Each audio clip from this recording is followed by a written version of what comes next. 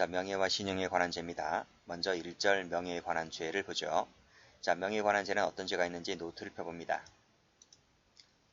자, 노트를 펴보면 자, 307조 1항이 있죠. 307조 1항은 공연히 사실을 적시해서 명예를 훼손하는 죄이고요. 307조 2항은 허위 사실을 적시했을 때 성립하는 죄입니다. 308조는 사자 명예훼손죄죠.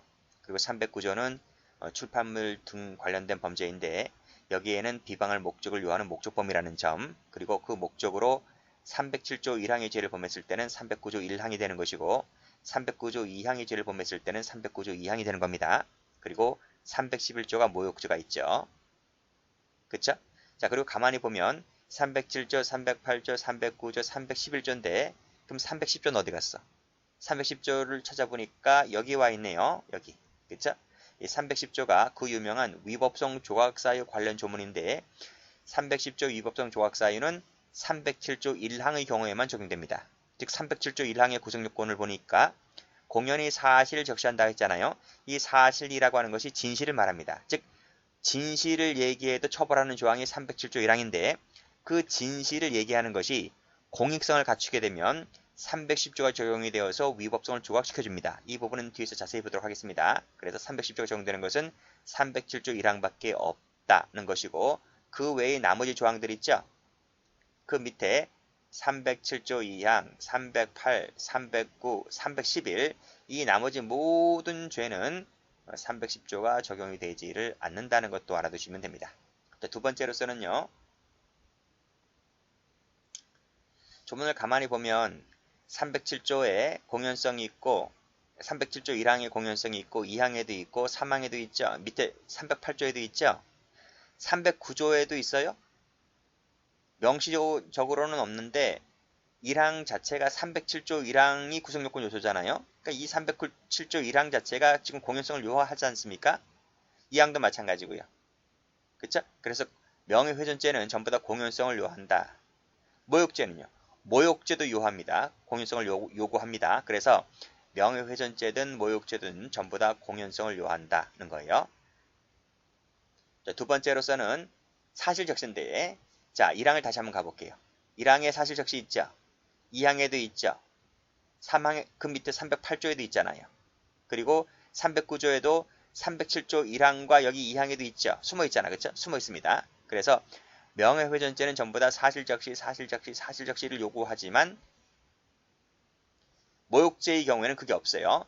모욕죄는 그것이 없다는 것을 알아두시기 바랍니다. 그래서 사실적시와 관련해서 사실적시 여부와 관련해서 있는 것은 명예훼손, 없는 것은 모욕입니다. 자, 됐죠? 자, 또 갑니다. 자, 여기 보시면 자, 307조는 조문이 두 개죠.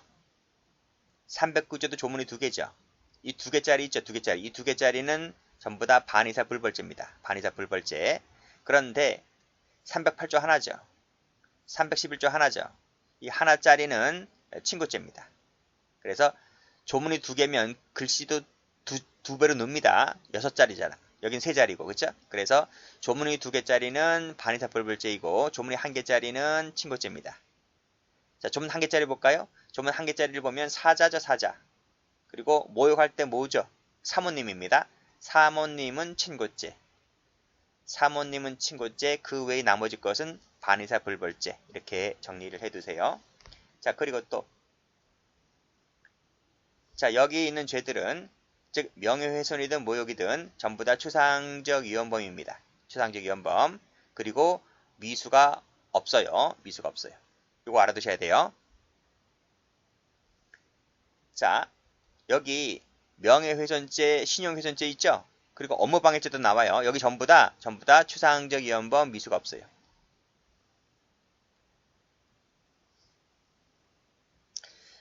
그리고 전부 다 명예훼손이든 모욕이든 보호법익은 외적 명예다. 이렇게 정리해 두시면 됩니다. 자, 이 부분을 기초로 하여 교재를 들어갑니다. 자, 교재를 와보면 자, 명예에 관한 죄 서론 나와 있죠? 자, 보호법익은 외부적 명예다. 명예는 외부적 명예도 있고 내부적 명예도 있는데 여기서 보호하고자 하는 법익은 외부적 명예인 겁니다. 자, 각주 갑니다. 각주를 가보면 자, 외부적 명예는 그 사람의 진가와는 관계없이, 그쵸? 이 사람이 사회적 생활을 하다 보면 얻어지는 명예 있잖아요. 그게 사회적 평가입니다. 사회적 평가. 그것이 외부적으로 드러난 명예, 외적 명예입니다. 이 외적 명예가 바로 명예훼손죄와 모욕죄의 보호법이 된다는 것을 알아두시고요. 자, 말씀드렸듯이 추상적이고요. 미수가 없습니다. 그리고 제가 지금 설명드렸듯이 사 동그라미, 모 동그라미, 친고죄, 밑줄짝. 사모님은 친고죄고 나머지는 다 뭐다? 반의사 불벌죄. 자, 색깔 칠할게요. 사, 모, 친고죄. 그쵸? 자, 그리고 밑에 판례도 출제가 잘 되죠? 명예훼손죄와 모욕죄의 보호법은 둘 다 외부적 명예다. 말씀드렸고 여기까지 끊고, 그리고 명예훼손죄는 사실 적시를 요구하지만 모욕죄는 그게 없다 그랬죠? 그래서 추상적 판단이나 경멸적 감정을 표현한다는 말은 땡땡 하시고 사실 적시 X. 자, 됐습니다. 출제 잘 됩니다. 자, 개관을 보죠. 자, 방금 노트에서 보았던 거 그대로 확인하는 거예요. 자, 첫 번째 공연성. 다시 노트. 자, 여기 공연성 있다 그랬죠? 공연성. 여기 공연성, 그쵸? 근데 가만히 가운데 거 출판물을 보면 공연성이란 말이 없죠? 없잖아요. 없는데 제가 뭐라 그랬어요? 여기서 307조 1항의 죄를 범했을 때, 307조 2항의 죄를 범했을 때, 즉 307조 1항과 2항 자체가 공연성을 요구하니까, 그쵸? 명시적으로는 공연성이란 말이 없지만 그 숨은 뜻에는 공연성도 요한다는 거죠. 출판물 자체가 전파성, 고도의 전파성을 띠고 있기 때문에 이 자체로서 공연성을 요구하고 있다라고 또 볼 수 있는 거예요. 그렇게 해석하시면 되고, 명문으로는 없다 하는 겁니다. 다시 교재를 와보면 전부 다 동그라미죠. 동그라미인데 이 X란 말이 무슨 말이다? X란 말은 가로 열고 명문 규정으로는 없다는 거야. 해석상으로는 있습니다. 이 명문이란 말을 가로 열고 닫고 써보세요. 그런 의미입니다. 자, 그 다음 사실적시 나와 있죠? 자, 명예훼손죄 필요하죠? 307조잖아, 307조. 이거 307조, 308조, 309조. 307, 308, 309, 311. 그쵸? 전부 다 사실적시를 요하는데 모욕죄만큼은 그것을 요하지 않는다. 이렇게 보시면 되고요. 자, 비방할 목적입니다. 비방할 목적은 이 출판물만 요구됩니다. 출판물만, 나머지는 필요 없습니다. 노트 볼 거예요. 노트. 여기 나와 있잖아. 비방할 목적은. 그쵸? 비방할 목적은 출판물만 있다. 다시 오시고, 사자입니다. 사자의 객체성은 사자 명예훼손만 있습니다. 나머지는 없고요. 사자 모욕죄 없습니다. 소추적금 말씀드렸죠. 사모님, 요 사모님만 친고죄, 나머지는 반의사 불벌죄. 310조는 여기 나와 있네요. 307조 1항만 적용되는 것이고 나머지는 그런 거 적용되지 않는다. 됐습니까? 됐습니다. 자, 넘기죠. 자, 명예훼손죄를 갑니다. 자, 방금 보았던 307조 1항과 2항입니다. 자, 1항은 공연히 사실을 적시하여, 2항은 허위 사실을 적시하여 명예를 훼손했을 죄인데 당연히 이제 허위 사실이다 보니까 2항이 1항보다 형량이 높다는 걸 알 수 있겠죠? 그리고 밑에 반의사 불벌죄라고 하는 걸 나와 있습니다. 좀 필기 좀 할까요? 이 2항의 죄는 뒤에 판례 나오지만 이 허위 사실 적시가 되려면 실제 객관적으로 허위 사실이어야 합니다. 그리고 플러스 내가 허위 사실로 명예를 훼손한다는 점에 대한 인식이 있어야 됩니다. 그랬을 때에 307조 2항이 됩니다. 반면에 그때 307조 2항이 적용됩니다. 그런데 허위 사실이라 하더라도 내가 허위사실로 명예훼손한다는 인식 자체가 없어요. 땡땡. 그랬을 때는 307조 1항이 적용됩니다. 자, 그러면 올라가서 공연히 사실을 적시한다 했죠? 이 부분은 원래 진실을 말합니다. 진실. 그러니까 이것은 이 사실은 진실을 말하는 거지. 진실을 내가 진실한 사실을 적시한다는 것을 내가 인식하고 명예를 훼손했을 때 이것이 307조 1항이 되는 거죠. 그리고 방금 여기서 보았던 것처럼 여기서 이거 봤잖아. 그렇죠? 보았던 것처럼 허위 사실 이더라도 내가 허위 사실을 한다는 인식 자체가 없을 때에는 이것도 307조 1항이 되는 거죠. 그렇죠?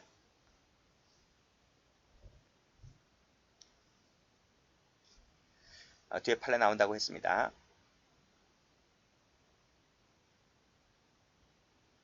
자, 객체 가보죠. 자, 객체는 명예를 가진 자, 즉 명예의 주체를 말한다. 자, 명예의 주체에 대해서 좀 자세히 좀 보도록 합니다. 자연인 됩니까? 됩니다. 사자 됩니까? 됩니다. 사자 명예훼손죄 있잖아요. 법인 됩니까? 법인 됩니다. 법인격 없는 단체 됩니까? 됩니다. 조건이 붙는데 법에 의해 인정된 사회적 기능을 담당하고 통일된 의사를 형성할 수만 있다면 이 법인격 없는 단체도 됩니다. 그 예로서 나오는 것이 정당, 노조, 병원 등이 있습니다. 자, 사교단체, 가족 됩니까? 안 됩니까? 안 됩니다. 골프클럽, 낚시클럽 안 됩니다. 왜냐하면 왜 안 됩니까? 위에 동그라미 2번에서 통일된 의사를 형성할 수만 있다면 된다 했는데 이런 클럽은 통일된 의사를 갖고 행위를 할 수가 없어요. 그래서 안 되는 겁니다. 그렇지만 각자에 대해서는 될 수도 있습니다. 자, 중요한 것이 나오는데 정부나 국가기관은 될까요? 안 될까요? 요 판례가 있습니다. 판례가 있는 곳에 문제가 있다? 안 됩니다. 3번보다는 4번이 잘 나와요. 판례가 있어서. 판례 볼까요? 자, 다음 판례.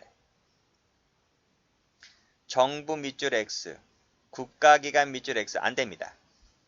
그래서 정부를 비판해도 됩니다. 대통령을 비판해도 되고요. 자, 그 밑에 국가 밑줄 X, 지자체 밑줄 그시고 X, 지자체 비판해도 됩니다. 그쵸? 고흥군 X. 그래서 명예훼손죄나 모욕죄가 되지 않는다. 이런 얘기죠. 항상 그럴까? 그런 건 아닙니다. 올라가 보면 자, 요 판례 출제가 잘 되는데 자, 요거 체크 한번 해보세요. 자, 원칙적으로는 안 됩니다. 안 되는데요. 자, 그 보도의 내용이 공직자 개인입니다. 개인에 대한 악의적, 심히 경솔한 공격으로서 현저히 상당성을 잃은 것으로 평가되지 않는 한 그렇다는 거지. 만약 현저히 상당성을 잃은 것으로 평가된다면 이것은 공직자 개인에 대한 명예훼손이 될 수가 있습니다. 아시겠죠? 그래서 요 부분 공직자 개인에 대한 악의적 심히 경솔한 가로 열고 여기서 닫고 그치? 요 때는 뭐다? 명예훼손이 된다. 그래서 요 빨간색으로 밑줄 그은 이 부분이 출제가 잘 됩니다. 원래는 안 되는데 공직자 개인을 신랄하게 까버리지 개인적으로. 그러면 그것은 그 공직자 개인에 대한 여기 나와 있네. 공직자 개인에 대한 명예훼손이 될 수는 있다. 그렇지 않다면 안 되지만 그렇다면 된다는 거예요. 올라가서 자, 마지막으로 집합명칭 갑니다. 집합명칭. 자, 집합명칭에 의해서 집단 구성원 이 모두의 명예가 훼손됐다라고 했을 때 그것도 명예훼손이 될 수 있느냐? 있다는 거야. 그 예로서 나오는 것이 S법과대학 교수, K법원 판사, B경찰서 경찰관 등입니다. 자, S법과대학 교수 몇 명 안 되죠? B경찰서 경찰관 몇 명 안 되잖아요? 자, 예를 들어 볼게요. S법과대학 모 교수가 이름 명시 안 했습니다. 모 교수가 콜거를 불렀다. 성매매를 했다. 뇌물을 받았다. 라고 했을 때 그 법과대학 이 교수의 이름을 명시하지 않았지만 그것이 워낙 소수의 구성원들이기 때문에 이름을 명시하지 않았다면 그 전체 구성원들이 의심받을 수가 있잖아요. 그랬을 때는 그 전체 구성원에 대해서 명예훼손이 될 수 있다는 거예요. 왜? 소수다 보니까. 그쵸? 자, 끊고. 그렇지만 막연한 표시만 갖고서는 부족하다. 그 예가 여기 나와 있네요. 서울시민 경기도민입니다. 대표적으로. 이것은 안 됩니다. 왜? 워낙 쪽수가 많아. 서울시민 경기도민 1000만 넘잖아요. 그쵸? 1000만이기 때문에 안 돼요. 그러나 소수, 뭐 10명, 20명, 몇 명, 이 몇십 명밖에 안 되는 소수의 집단 같은 경우에는 그 소수의 집단 모두 다가 혐의를 받고 있기 때문에 집단 명칭에 따른 명예훼손죄가 된다. 이렇게 보시면 될 것 같고, 이것도 마찬가지입니다. 일부를 지적했지만 그게 누구인지 명백하지 않아서 모두 다 혐의받고 있을 때에도 마찬가지로 될 수가 있습니다. 그 사례에 참조하시고, 동그라미 1번 관련된 판례가 있으니까 동그라미 1번 좀 볼까요? 자, 319 동주회입니다. 자, 판결유지 가보죠. 명예훼손죄는 피해자가 특정된 것을 요합니다. 특정에다가 빨간색 동그라미. 그쵸? 자, 다만 경기도민, 서울시민, 미출자 글씨고 X. 워낙 인구가 많아서 이것은 집합명칭에 따른 명예훼손죄가 되지를 않습니다. 자, 됐고. 자, 집합적 명사를 썼다 하더라도, 그쵸? 집합적 명사를 썼다 하더라도 그 범위에 속하는 특정인이 누구인지를 가리키는 것이 명백하다면 그때는 각자에 대해서 명예훼손죄가 될 수가 있다. 앞에서 설명드렸잖아. 여기 S법과대학 교수. 그쵸? 그쵸? S법과대학 교수가 뇌물을 받았다. 성매매를 했다라고 했을 때 S법과대학이라는 집합적 명사를 썼지만 모 교수, 모 대학 교수 그 한마디가 그 소수의 집단 전부를 의심하게 만들기 때문에 그때는 그 전부에 대해서 명예훼손이 될 수 있다는 논리입니다. 자, 그 사례를 다시 한번 볼게요. 여기입니다. 재단 비리로 학내 분쟁 중인 K고등학교 교감 갑은 K고등학교에 자, 여기 319 동지회라고 하는 집합적 명사를 썼습니다. 그리고 소속 교사들이라고 했지 소속 교사의 이름을 적시하지는 않았습니다. 그런데 이 319 동지회 자기네 학교 319 동지회에 소속된 교사가 몇 명이냐? 37명입니다. 37명. 말은 안 했지만 그 37명이 누구인지는 학생이나 학부모라면 누구인지는 대충은 알고 있었습니다. 그쵸? 다시 한번 읽어볼게요. 319 동지회 소속 교사들이 학생들을 무단 선동하게 하였다라고 했는데 자, 이름을 명시하지 않았지만 이것이 누구인지는 대충 다 알고 있는 부분이기 때문에 따라서 이 319 동지회 37명 전부에 대해서 명예훼손죄가 되는 것이다. 왜? 이게 뻥이었단 말이에요. 뻥. 이게 진실된 것이 아니라 뻥이었단 말이에요. 허위사실이었기 때문에 따라서 명예훼손죄가 되는 것이다. 이렇게 보았습니다. 여기 나와 있네요. 그렇죠? 화살표되어 있는 조그만 글씨 보세요. 이름을 적시하진 않았었지만 집단 규모가 비교적 작고 구성원들이 특정되어 있었기 때문에 따라서 319 동지회 교소들 모두에 대해서 죄가 된다. 이런 말입니다. 자, 됐고. 자, 그 다음 명예의 내용을 좀 보도록 할게요. 명예의 내용, 진가와 일치할 필요는 없고, 왜? 외부적 명예를 중시한다 했으니까요. 자, 가정적 명예도 본제의 내용이 포함될 수가 있고, 자, 명예는 긍정적, 적극적 가치라 해야 되기 때문에 부정적 가치, 소극적 가치는 포함되지가 않습니다. 예를 들면 조두순, 그 다음에 유영철, 연쇄살인범들 생각하시면 돼요. 그 사람들은 부정적 가치를 띠고 있기 때문에 그런 사람들의 명예는 보호할 될 가치가 없는 것이죠. 그렇게 보시면 됩니다. 그리고 경제적 가치 관련해서 이것은 별도로 죄가 따로 마련되어 있기 때문에 여기서 빠집니다. 신용 같은 경우는 신용훼손죄가 따로 있기 때문에 명예훼손죄의 명예에서 빠진다. 이렇게 보시면 될 것 같고 행위는 쉬었답니다.